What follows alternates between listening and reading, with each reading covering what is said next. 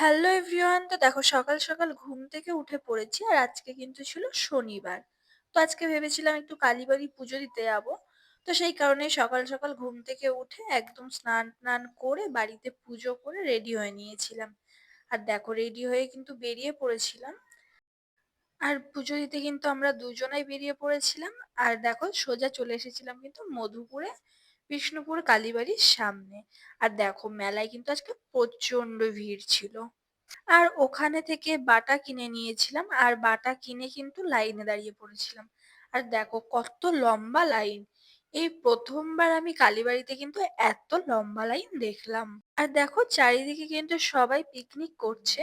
আর সেই পিকনিকের মধ্যে দিয়ে কিন্তু আমাদের এইরকম লম্বা লাইন। তারপর সব লাইন পার করে প্রায় 1 থেকে দেড় ঘন্টা দাঁড়ানোর পর কিন্তু ঢুকেছিলাম মন্দিরের ভেতরে। আর দেখো মন্দিরের ভেতরে কিন্তু একটু ফাঁকা ছিল না, মন্দিরের ভেতরেও কিন্তু ছিল প্রচন্ড ভিড়। তারপর ভিড়ের মধ্যে দিয়ে তো কোনো রকম ভাবে ভেতরে ঢুকে গিয়েছিলাম।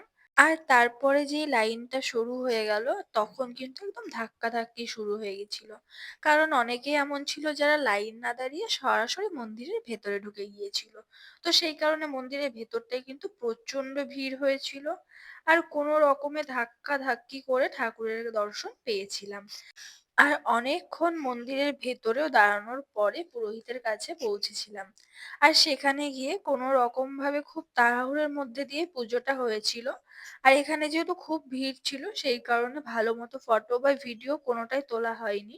তো তোমরা সবাই কে কে পুজো দিতে গিয়েছিলে কালীবাড়িতে তারা কিন্তু অবশ্যই কমেন্ট করে জানাবে। আর কে কে যাওনি তারাও জানাবে।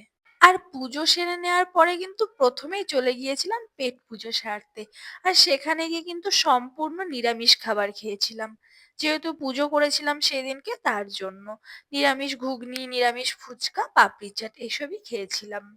আর দেখো তারপরে কিন্তু চলে গিয়েছিলাম সোজা রাইডস এর দিকে। আর এখানে কিন্তু ট্রেন ছিল, টোরা টোরা ছিল আর নাগরদোলনা ছিল।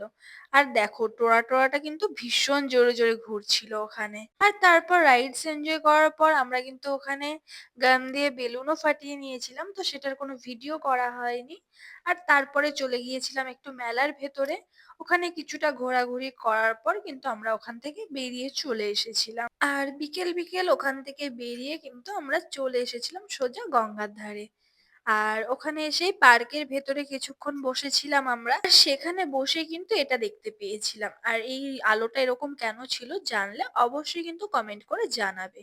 তারপর বাড়ি এসে আবার খেতে বসেছিলাম। আজকে রান্না হয়েছিল ভাত, বাঁধাকপি আর বড়ির তরকারি। তো সেগুলো দিয়ে খাওয়া দাওয়া সেরে নিয়েছিলাম। তো আজকের ভিডিওটা এখানেই শেষ। যদি ভালো লাগে তাহলে অবশ্যই লাইক, কমেন্ট, শেয়ার করে দিও।